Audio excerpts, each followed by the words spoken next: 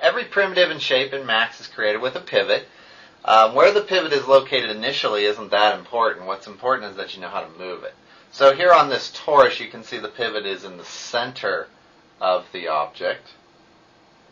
What I'm going to do is go to Hierarchy and Effect Pivot Only. This is to move the pivot.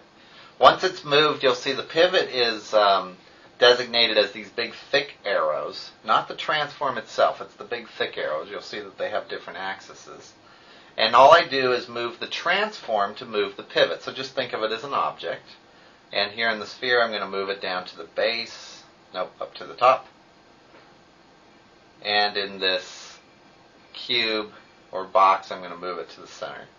Turn off the button when you're done moving the pivot, and you'll see that now my box rotates around the center where I put the pivot.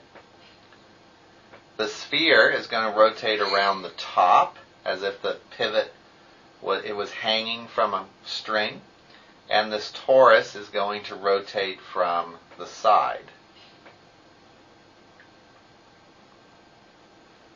I'm going to move the pivots in a different spot now. You can also rotate the pivots. You don't always need to, but you can. I'm going to move it to the center of the torus, to the center of the sphere.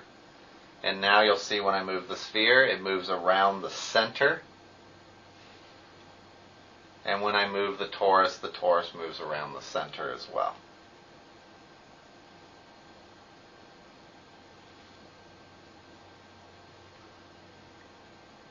I'm going to open a new file here, one that I've mocked up. This is a little bit more like what we'll be dealing with a lot in this class. I have 3 objects in this scene. I have the tank turret we made in the previous tutorial. I have a tank turret base that it's going to swivel around, and I have a little gizmo that it's all sitting on top of. The pivots in these objects are all off. Right now the turret rotates slightly off center to the base. The base is actually correct. It was made from a cylinder. You can see that the turret is off a bit there. The pivot is off. The base is correct. You'll see that it rotates around correctly. And this big object they're all connected to is going to be way off. The center's in the center of this, where I want it to be over towards the left.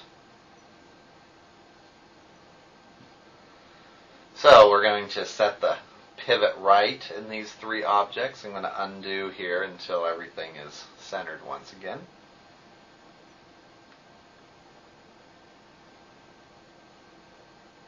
Okay, so I've hit Effect Pivot Only. I'm going to move the pivot of the turret over to where it's now in the center of the base it sits on, so that it will rotate around that smoothly and look like it's all connected. The base is correct. I can raise the pivot a little bit, although it's not going to change anything in this case.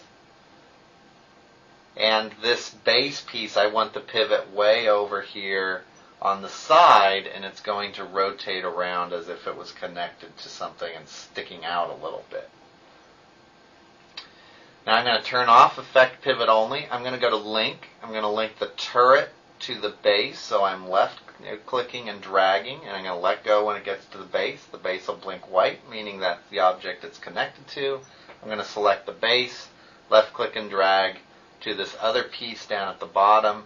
It'll blink white, and that'll tell me it's connected to it. Now when I move the very bottom box-like piece, it's going to rotate around its side or its end there,